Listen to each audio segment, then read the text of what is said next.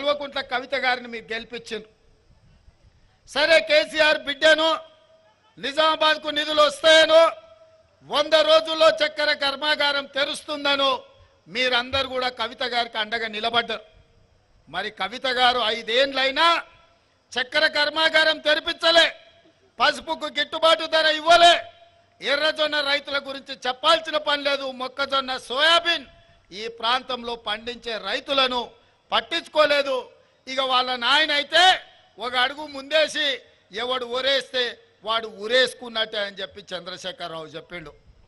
అప్పుడు చైతన్యం కలిగిన ఈ ప్రాంత రైతాంగం ఒక నిర్ణయం తీసుకున్నారు, బిడ్డ మళ్ళీ అయితే రా నీకు లగ్గం చేయకపోతే చూస్తామని చెప్పి. అందుకే ఆయల్ల మీరందరూ ఈ ప్రాంత రైతులు దాదాపుగా 100 మంది 2019 ఎన్నికల్లో నామినేషన్లు వేసి అందులో 80 మంది ఎన్నికల క్షేత్రంలో నిలబడి 100 రోజుల్లో చక్కెర కర్మాగారం తెరుస్తా అని మాట ఇచ్చి మోసం చేసిన కల్వకుంట్ల కవితను, కల్వకుంట్ల చంద్రశేఖరరావును 100 మీటర్ల గోతి తీసి పాతి పెట్టి మళ్ళా మొక్క మొలవకుండా మొత్తం కాంక్రీట్ చేసి పెట్టారు. ఆ దెబ్బకు 2024లో కల్వకుంట్ల కవిత గారు ఎన్నికల్లో పోటీ చేయడానికే భయపడ్డారు. అంటే నిజామాబాదు రైతాంగంతో పెట్టుకుంటే శాశ్వతంగా ఇక్కడి రైతులను మోసం చేస్తే శాశ్వతంగా రాజకీయంగా సమాధి చేస్తామని చెప్పి ఈ ప్రాంత రైతులు నిరూపించారు. మిమ్మల్ని నేను అభినందిస్తున్నా. సరే ఏనుగులను తినేటోడు పోయింది అనుకుంటే పీనుగలను తినేటోడు వచ్చిండు. ఆమె 100 రోజుల్లో చక్కెర కర్మాగారం తెస్తా అన్నది.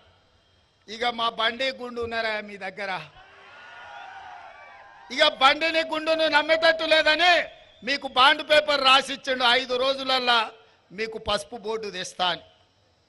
మరి రాజ్నాథ్ సింగ్ గారు, రామ్ మాధవ్ గారు, భారతీయ జనతా పార్టీ నాయకులందరూ చెప్పిండ్రు పసుపు బోర్డు ఇస్తామని.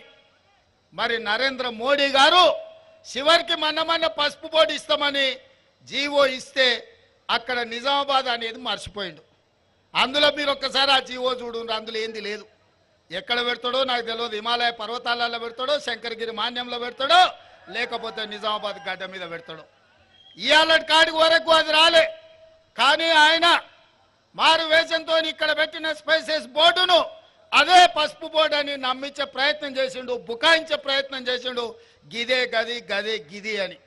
నేను అడగదలుచుకున్న మిత్రుడు ధర్మపురి అరవిందును, గ్రామాలలో బట్టలు ఉత్కనికే రిన్ సబ్ అని ఉంటుంది. ఈ రిన్ సబ్కు డూప్లికేట్ కింద సేమ్ అట్లనే ఉంటుంది రన్ సబ్ అని ఒకటి వచ్చింది. ఏమయ్యా మిత్రమా అరవిందు, పసుపు బోర్డుకు స్పైసెస్ బోర్డుకు తేడా తెలియనోళ్ళనే మా రైతులు. ఆకాశం ఇంకా ఇట్లా చూడకుంటేనే మబ్బులు ఎప్పుడైతాయో, మేఘాలు ఎప్పుడు కమ్ముకుంటాయో, వాన ఎప్పుడు కురుస్తుందో, పసుపు ఎప్పుడు వేయాలో, కందులు ఎప్పుడు పండించాలో, మిర్చి ఒడ్లు ఎక్కడ వేయాలో, ఏ భూములు వేయాలో తెలిసిన వాళ్ళు మా నిజామాబాద్ జిల్లా రైతులు. వెనకటికి ఎవడనంటే తాతకే దగ్గు నేర్పిండట. ధర్మపురి గారు ఇవాళ మా నిజామాబాదు రైతులకు బోర్డుల గురించి చెప్తున్నాడు. ఒకవేళ నిజామాబాదు రైతుల గురించి తెలుసుకోవాలంటే అరవింద్, నువ్వు కాన్వెంట్ స్కూల్లో చదివినా నీకు పెద్ద తెలియదు, కానీ ధర్మపురి శ్రీనివాస్ గారిని అడుగుండి చెప్తారు ఈ ప్రాంత రైతులు ఎంత చైతన్యవంతులో.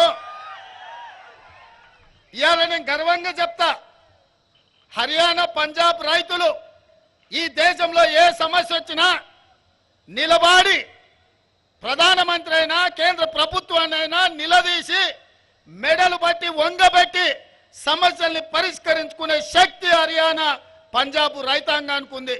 నరేంద్ర మోడీ రైతు వ్యతిరేక నల్ల చట్టాలు తెస్తే 16 నెలలు ఢిల్లీ సరిహద్దుల్లో లక్షలాది మంది రైతులు మోహరించి నరేంద్ర మోడీని ఓడించి రైతు వ్యతిరేక నల్ల చట్టాలను రద్దు చేసి రైతుల క్షమాపణ చెప్పించిన శక్తి హర్యానా పంజాబ్ రైతులకు ఉంది. ఆ తర్వాత దేశంలో ఆర్మూర్ నిజామాబాదు రైతులకే ఆ పౌరుషం ఉంది అని నేను చెప్తున్నా.